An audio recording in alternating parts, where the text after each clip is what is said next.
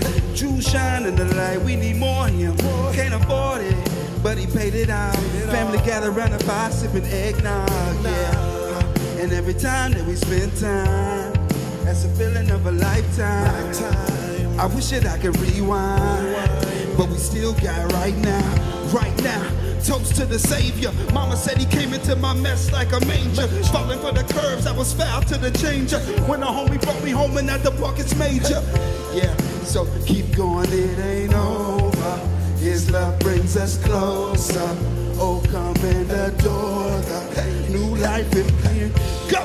Oh, come let us adore him. Oh, come let us adore him.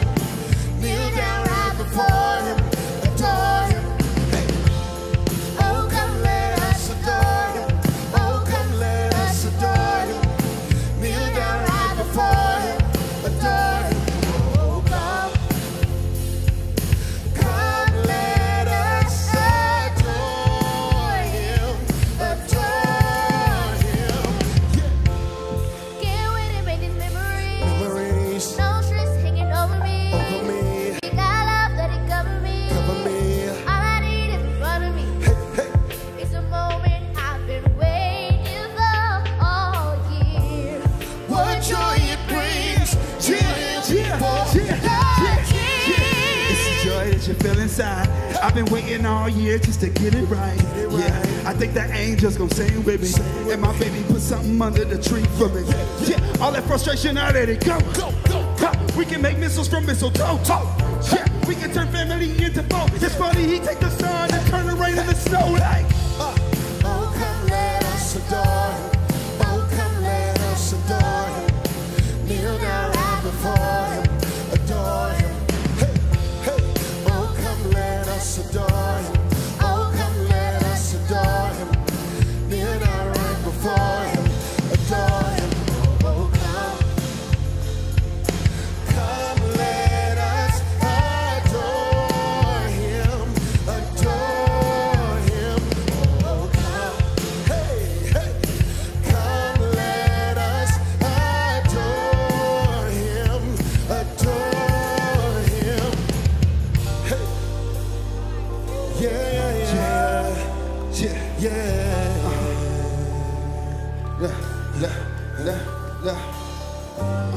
Head bowed, but my hands high. Froze waiting for his time, tell him stand by. He changed the world, that's a landslide. God meant for all mankind. I've been waiting for this all year. Oh, yeah. Got my family and we all here. Oh, yeah. Yeah, we all here. Oh, yeah. Come and see why we all here. Oh, yeah. Oh, yeah. Oh, yeah. Oh, yeah. Oh, yeah. Yeah. Yeah. Yeah.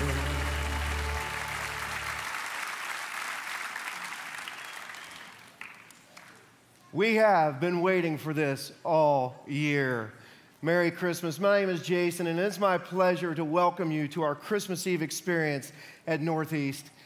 We are so excited because this is not going to be a day you will soon forget, as we will have something for everybody, especially the kids. Do I have any kids in the room today? Let me hear you, kids. Yeah. Well, I hope you are ready, because over the next 65 minutes, we are going to celebrate Christmas in 3 unique chapters. In chapter 1, we're going to celebrate the magic of Christmas as seen through the imagination of a young child. And to do this, we've gathered together the best talent in the Ville, and I'm not just saying that. We will have Grammy Award nominees, Broadway talent, our own Northeast worship, and Cirque Louis, and so much more during this time. And through their arts and their gifts, we will remember the timeless truth that Jesus is for all people. And then in chapter 2, we're going to hear from our own Tyler McKenzie as we hear the story of Christmas. We'll be challenged and encouraged about 3 simple things about our amazing God. And then in chapter 3, we will sing the songs of Christmas. And in the midst of our singing, we're going to start lighting the candles that you all were given when you came in. Do you all have your candles? Wonderful. Now, to help demonstrate proper candle lighting technique, I've asked Annabelle from Cirque Louis to come out and help me. Oh, Annabelle, please come on out.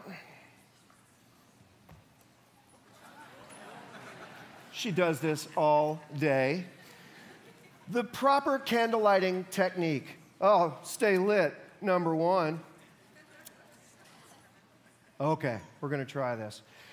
Keep your candle straight up and down. Don't move it around a lot. Don't tilt it from side to side. And always bring the unlit candle to the lit candle.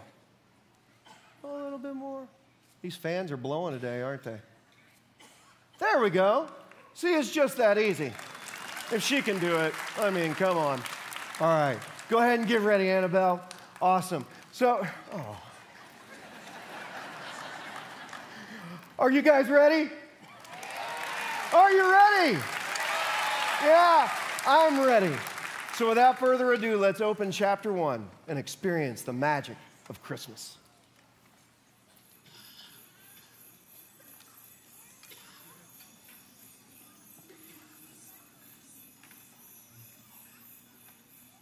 All right, Jaden, buddy, you know what tomorrow is? Finally, I thought it would never come. I told you we'd make it. So for real, he's really gonna come. Santa knows I'm here. Now, if the 20 letters you wrote him didn't make that extremely obvious, I don't know what will. Tomorrow's gonna be the best. I'm freaking out. It's pretty fantastic, but hey, if anything amazing is gonna happen, it'll be at this time of year. Yeah, like flying reindeer, the Grinch, and dancing nutcrackers? Something like that. Creative little munchkin. Just as long as he comes. Are you sure? I'm positive, but only once you're asleep. That's how it works. No way, can I fake it? All right, let's try to relax, and I'll tell you a story, like usual. I don't know if it's gonna work tonight. Let's give it a shot. And I know just the story.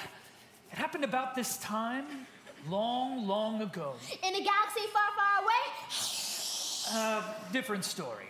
Oh. It happened in our galaxy, on our world even, in a far-off place called Nazareth. Nazareth what? There was a little girl that God had chosen for something special. Like America's Got Talent? Even bigger. No, she was gonna have a very special baby. Probably the most famous baby ever. Even more famous than Boss Baby. Even more famous than Boss Baby. And to tell her about it, God sent an angel to deliver the message. He couldn't just text her? No, it was much too important. But when she heard, she was so excited that she burst into song. I know what it sounded like!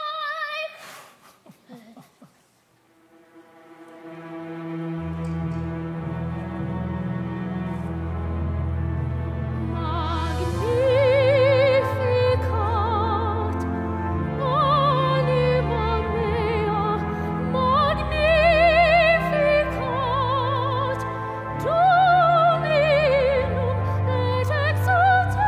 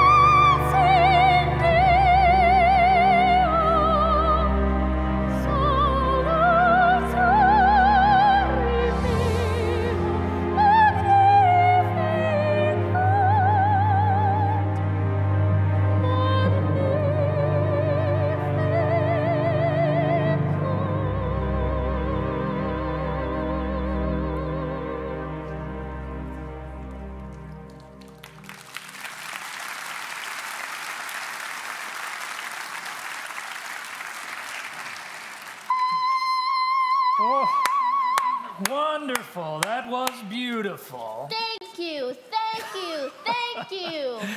Now, she couldn't stay in Nazareth and have the baby. She had to travel on to the busy town of Bethlehem. Busier than Brownsboro Road at rush hour? Even busier. And did they yell those words to each other that you say in the car? What? The words you say that I can't say, even though you say them? Let's get on with the story, okay? Now, that little town had never been so crowded.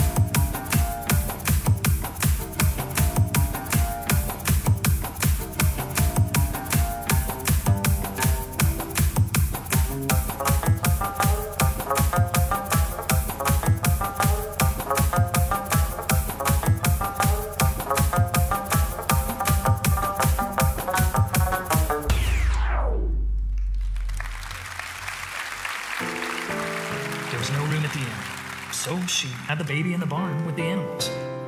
Animals? That's right. She had a son. She called him Jesus. That town had no idea something so important just happened. Oh, little town of Bethlehem, how still we see thee lie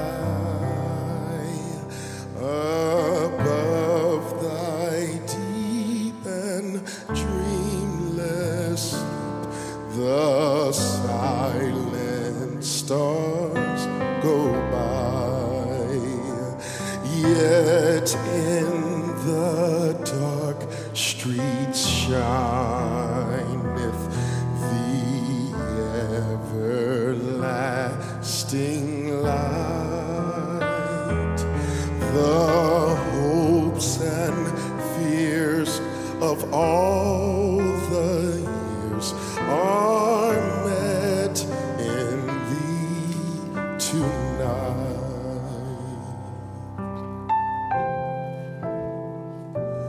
Oh, holy child of Bethlehem, descend to us, we pray.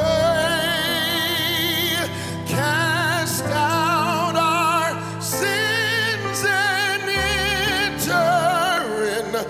Be born in us today.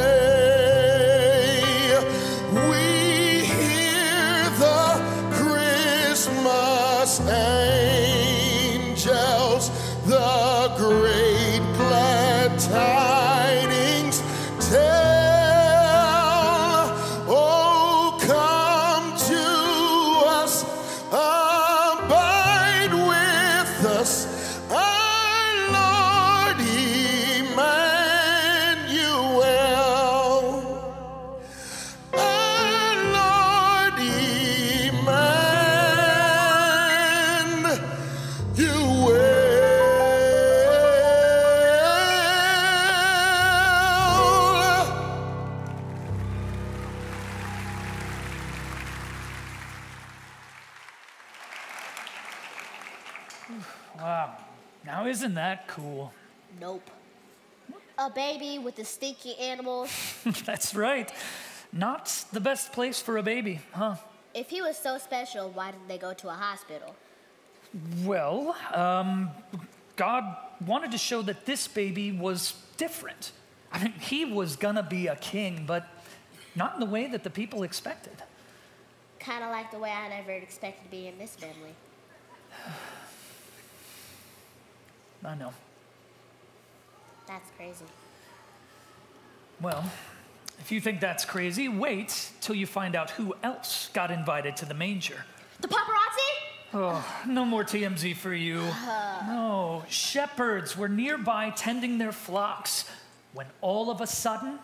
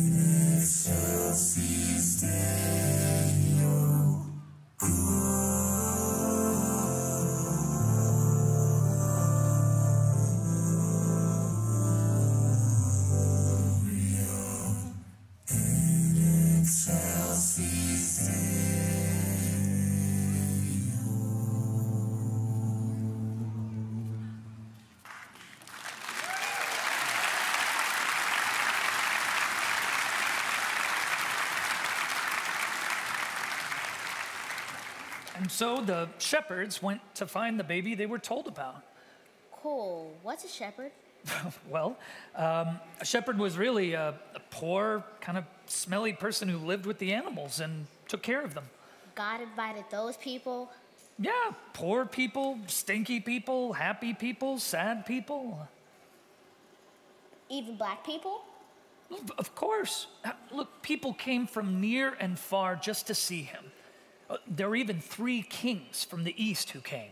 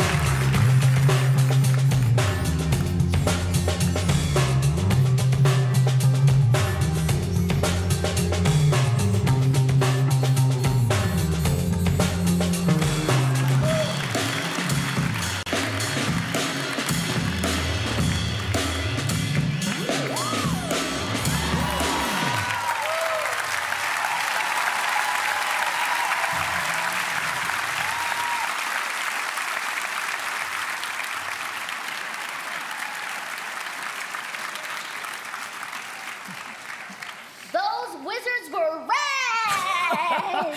Yeah, they had some moves, didn't they? Now, do you know how they found Jesus? YouTube and Instagram. Oh, boy. A star. A star rose in the sky to guide them.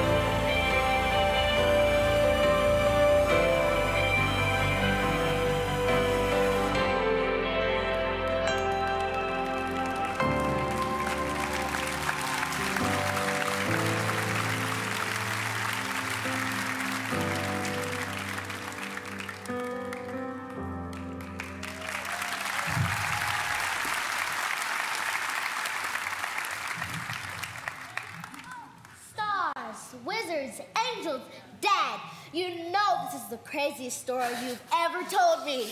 It may be, son, but that is how far God wanted to go to show us that he loves us. Jaden?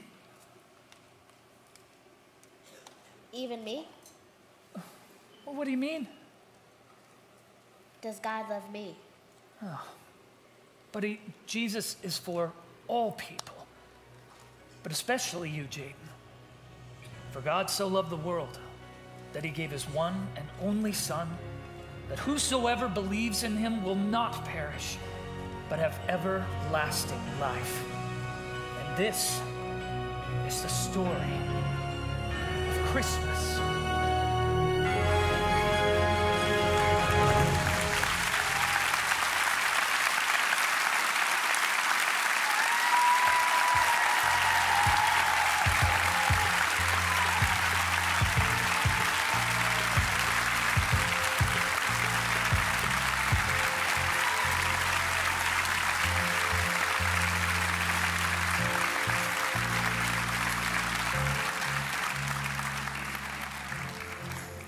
Wow, wow, wow. I love those three kings. You know, they told me if there was a fourth king, it was gonna be me. So maybe tomorrow in the services tomorrow, you'll just need to come. Hey, real quick, to everyone in here joining us in the room and to everyone joining us online, I know we've got people from Chicago and from North Carolina and from Atlanta and to Miami to Indonesia. Welcome and Merry Christmas, y'all. Yeah, let's try that one again. Merry Christmas. Yeah. So today I want to present to you three simple truths of Christmas. And at the end of the day, these three simple truths are at the heart of what Christianity is.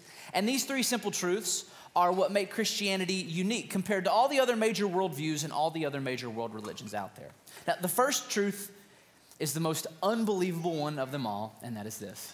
God is human. God is human. Will you repeat that after me? God is human.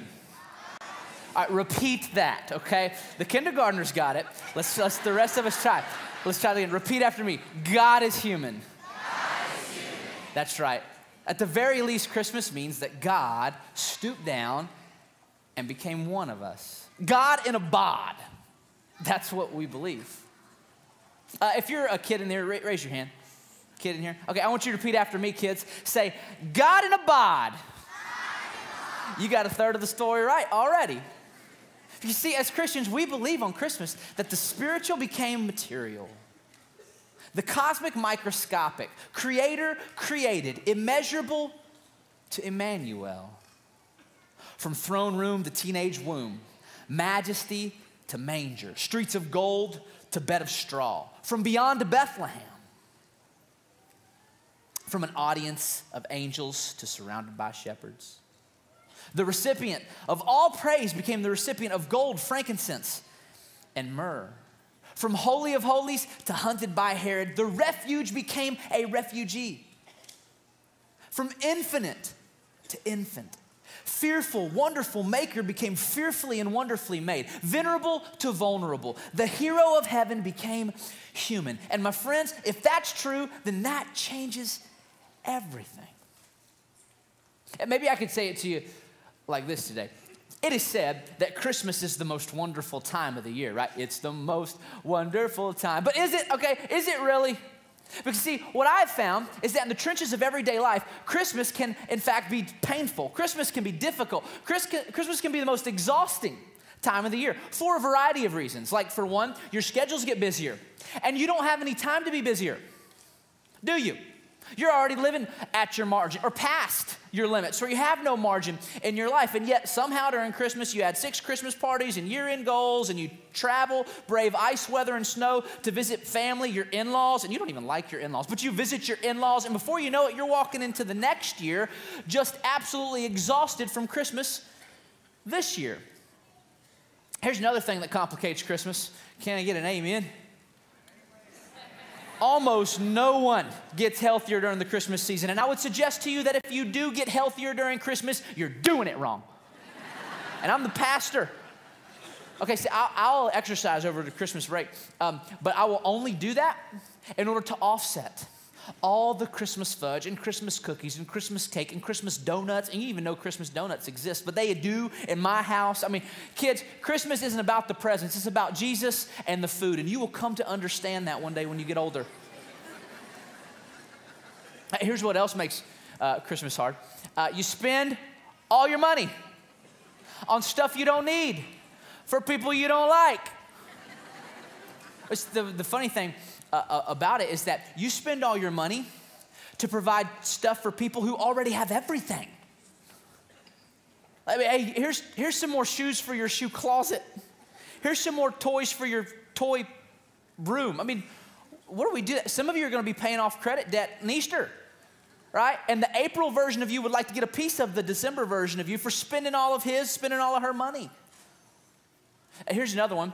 Family can complicate Christmas, can it? And I'm not really going to go there. We talked about that last week. But let me just say this about it. One thing. For some of you, your family problem is sitting next to you right now. Don't look. Don't look. Don't look. No, instead, you know what you need to do? Whoever you're here with, family or friends, I want you to put your arms around them. I just want you to repeat after me. Say, Merry Christmas. Yeah. Say, I love you. Yeah, but only because Jesus makes me.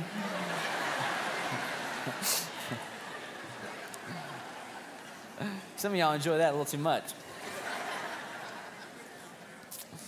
Now, on a serious note, Christmas can also be a time of regret and grief because you're reminded, I didn't get done what I wanted to get done in 2018. Or maybe you're reminded of a loved one who you don't have with you this Christmas. And that can be really, really hard.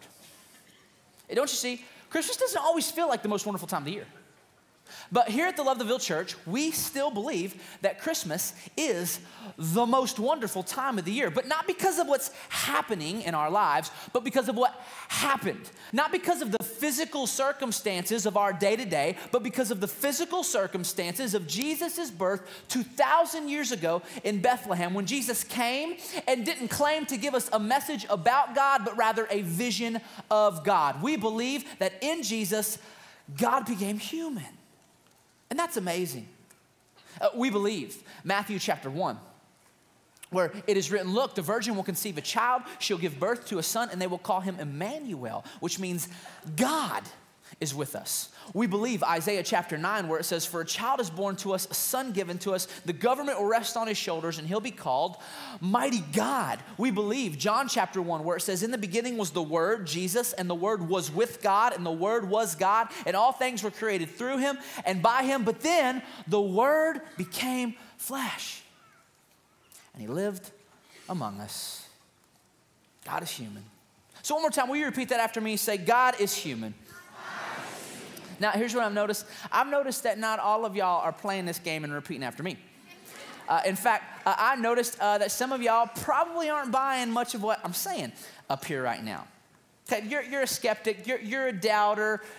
The only reason you came is because mom asked you, right? Dad asked you, and you're just honoring mom and dad's Christmas tradition. Maybe the only reason you came is because a pretty girl asked you. Smart stuff right there, man. We're in your way. Some of you just got caught in the traffic, and you're like, all right, well, we're here now. Might as well. So look, if that's you, welcome.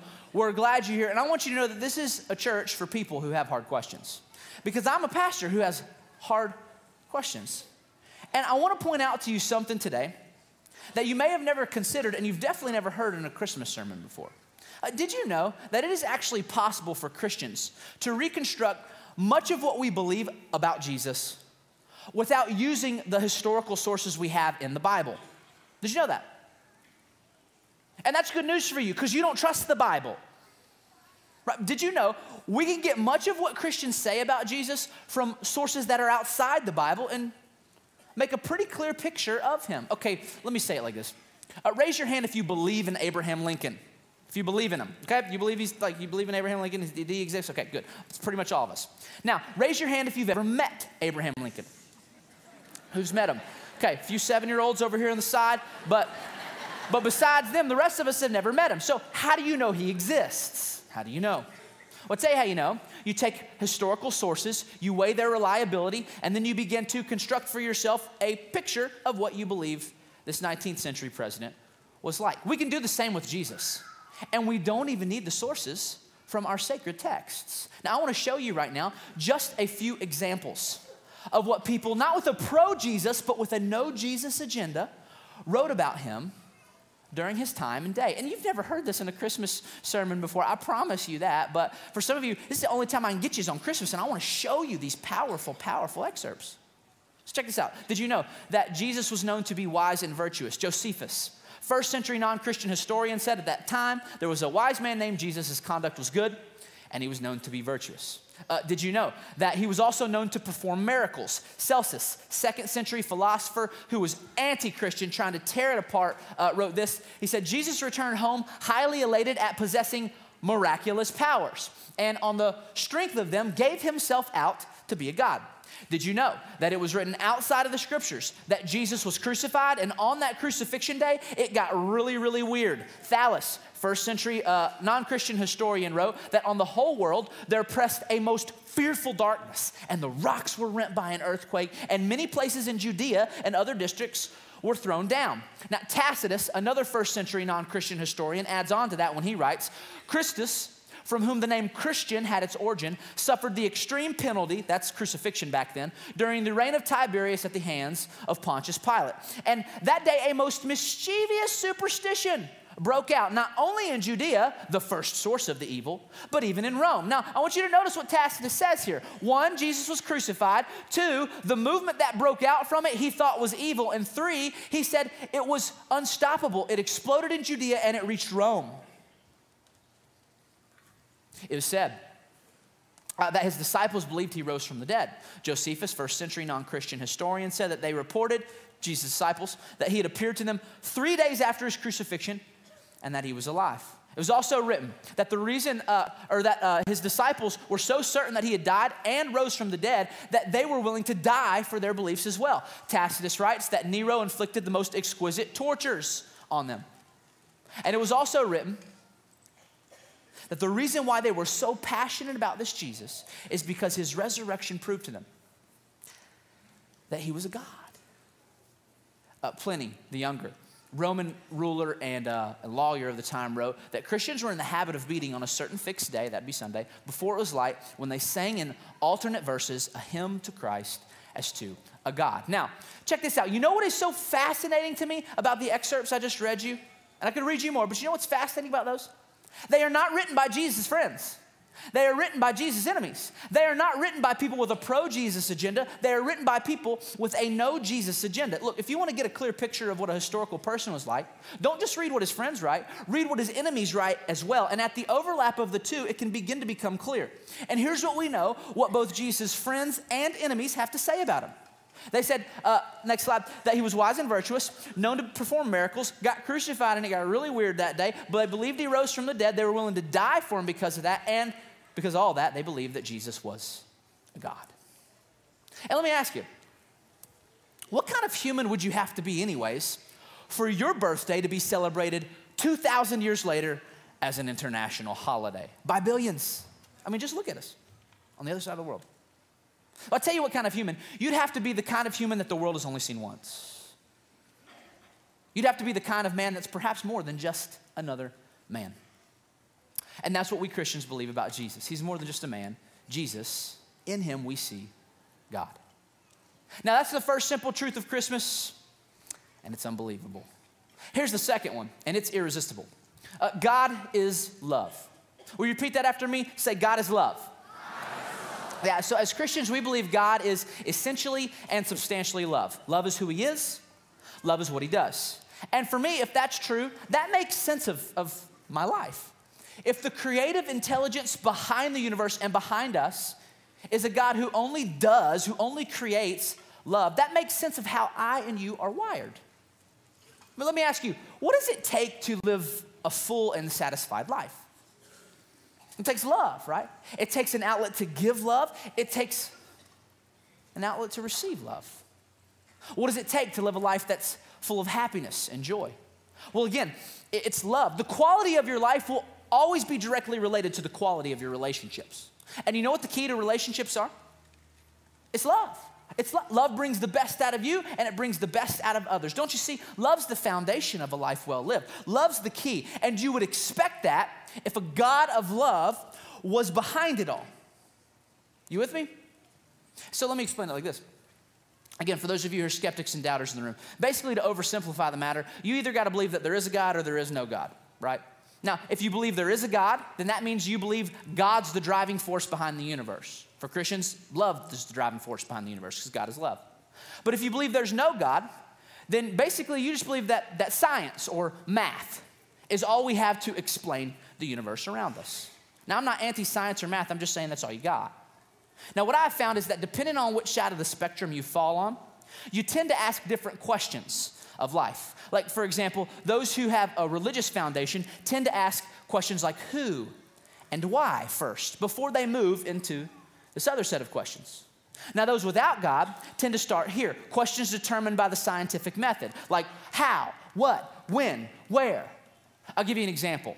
The origins of the universe. If you are somebody from a without God worldview, you can answer the what and the when and the where and the how question of that really, really well based on science. You can take the very best evidence that science has to give and you can explain it for us, right? The most prevalent theory today about the origin of the universe is what we would call at a popular level the Big Bang Theory. Basically, there's this little supercharged ball of energy or light that exploded into what we see today. Over billions of years, it has evolved here. Now, okay, how, what, when, where, that's great. Here's the only problem, though, with that scientific explanation. It can't tell us who, and it can't tell us why. Like, who banged the bang? Who created the little supercharged ball of matter or energy? Who hit the first domino to start it all? One of the essential premises of science is that every effect has a cause. Who was the first cause? Now, it's interesting. When I get to this point with some of my non-Christian friends, they always push back and they're like, okay, Tyler, well, you think it was God, right? What a fantasy. And maybe it is a fantasy. But you know what seems like more of a fantasy than the idea that God created everything? The idea that nothing created everything. Because that's what you got if you got no God. You got nothing. In the beginning, there was nothing. And nothing decided to do something? Please tell me about this nothing. Because if it decided to do something, it's not nothing, it's something. And tell me about the backstory of this nothing. What was it doing before it did something? Nothing?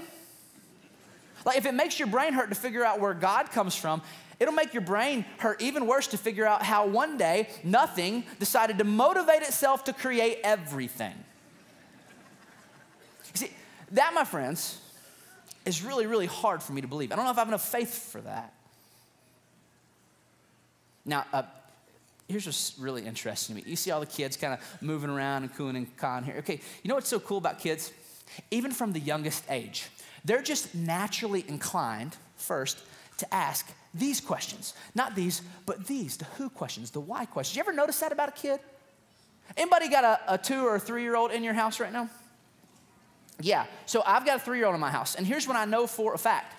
A 3-year-old will never drive you crazy asking you, how? Daddy, how can I be a contributing member of this family? Nope.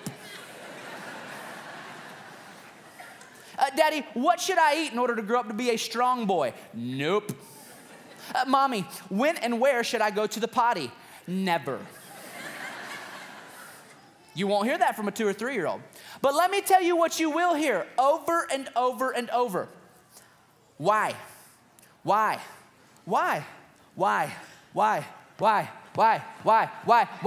Until finally you're just like, because I said so, all right, shut it. Now, that's not how I parent. Most of the time. But isn't it interesting how it just comes naturally to them? And as we get older, our questions don't change. They just get more sophisticated. Like, who am I? Why am I here? So at the end of the day, you just kind of got to choose. And again, if you push God out of the equation, then all you have left to explain everything is science and math. And I love science. I love math. I have one foot firmly planted in my faith, one foot firmly planted in it. I believe it can be both and, not either or, right? But for those of you who all you have is math, let me just tell you, you will not spend the rest of your life looking for math. You'll spend the rest of your life looking for love, searching for love, yearning for love. And that makes a whole lot of sense if the creative force behind it all is a God who is love. And that's what the Christmas story teaches us. From the very beginning, God so loved the world that he gave his son. He loved, so he gave. Jesus is for all people. That's what we see in the Christmas story. I mean, have you ever noticed who Jesus invites to the manger? Who God directs there? It's amazing. So let me tell you. First, he invites the poor. How do I know that? Because Mary and Joseph were poor. How do I know that? Because they laid him in a manger. Don't romanticize the manger, y'all. It was a feeding trough for cows. I guarantee you, Mary had to brush the manure and the straw off before she laid her newborn baby there. Later, as Jesus grows older, he says things like, "Blessed are the poor." I think it's because he knew what it was like to be poor.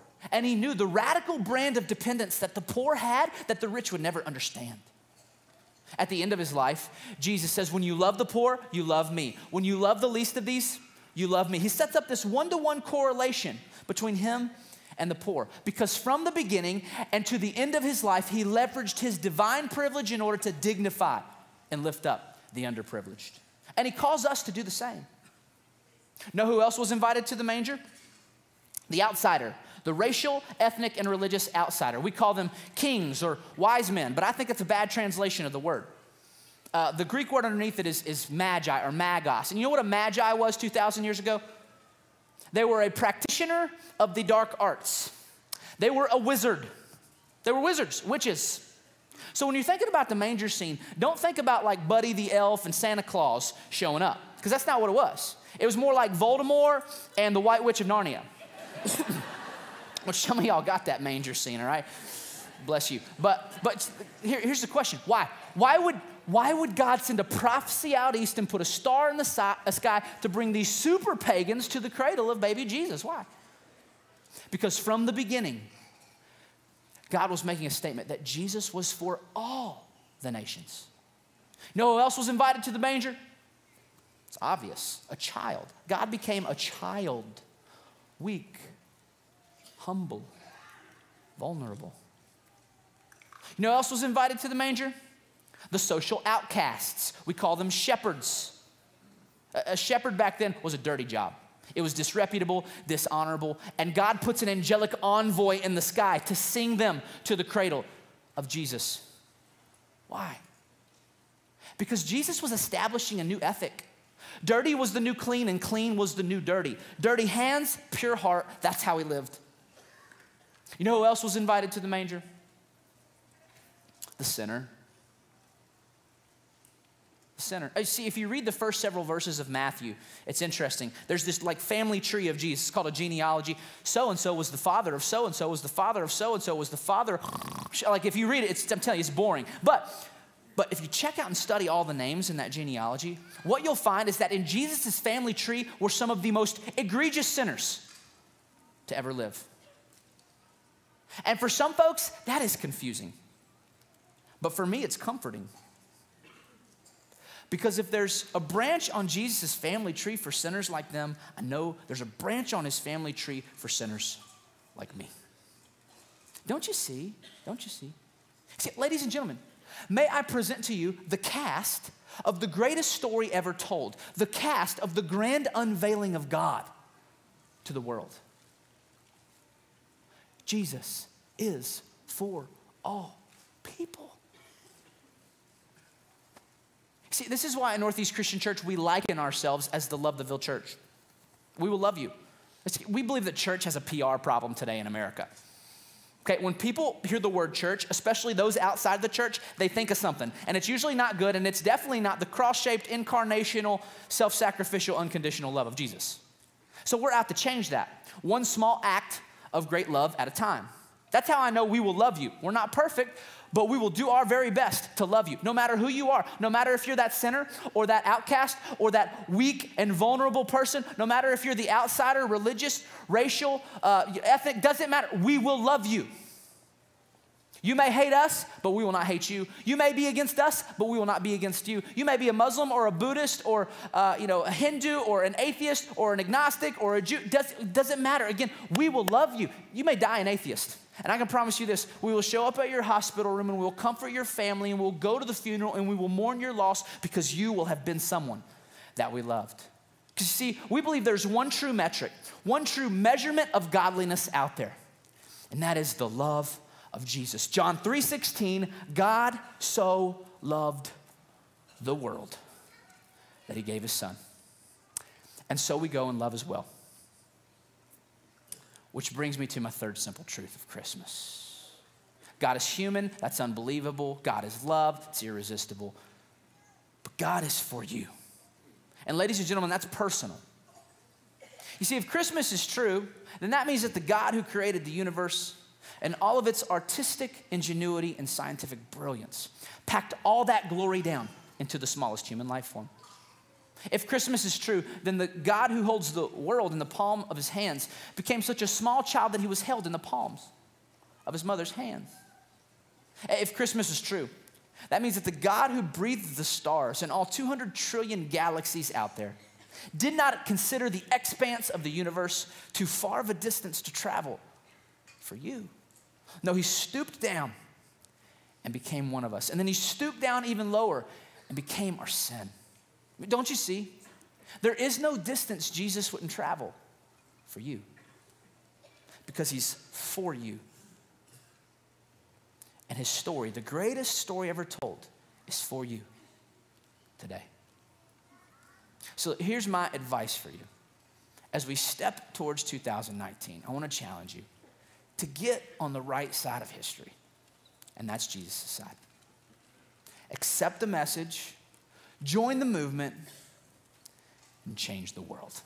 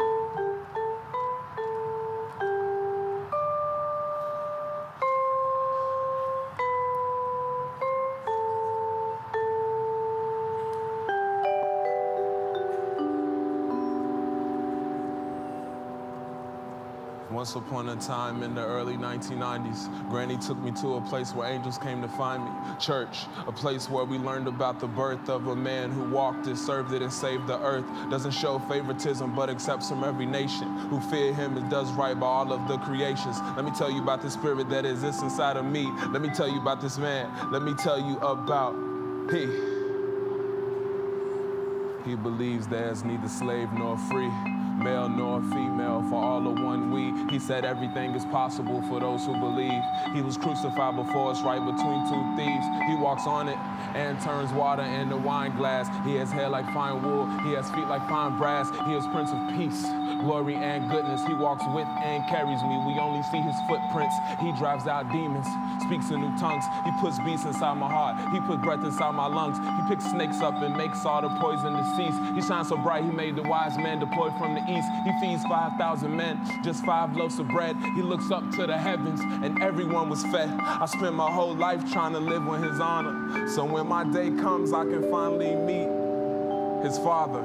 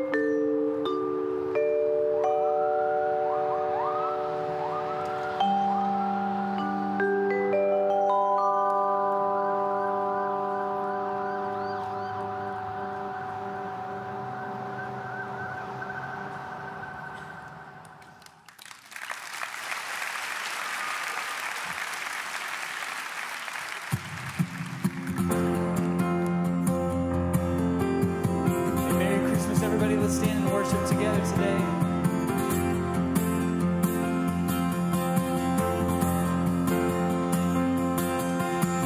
Joy to the world, the Lord is come. Let earth receive her King. Let every heart prepare him room. In heaven and nature sing. In heaven and nature sing. In heaven and nature sing. We sing joy to the world.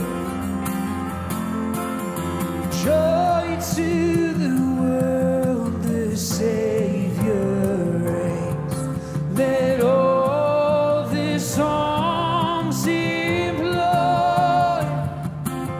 while fields and floods, rocks, hills and plains, repeat the sounding joy, repeat the sounding joy, repeat the sounding joy. On every voice he rules the world.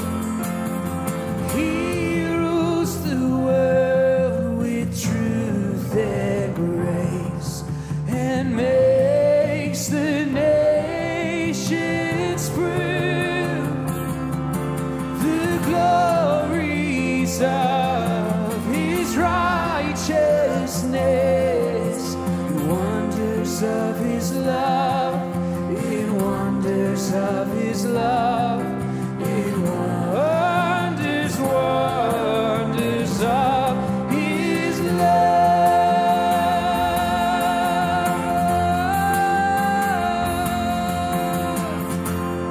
Amen. Let's give him praise this morning.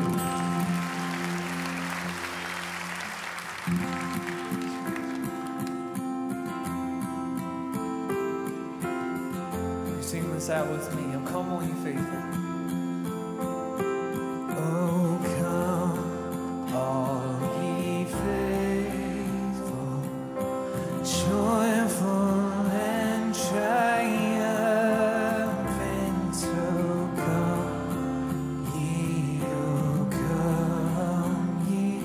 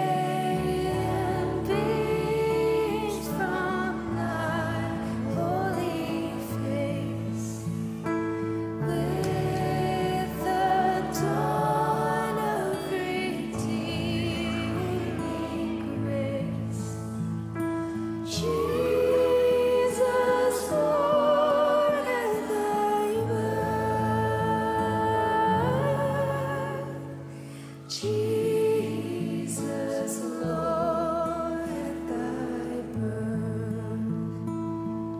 Let's raise our candles together and sing one more time.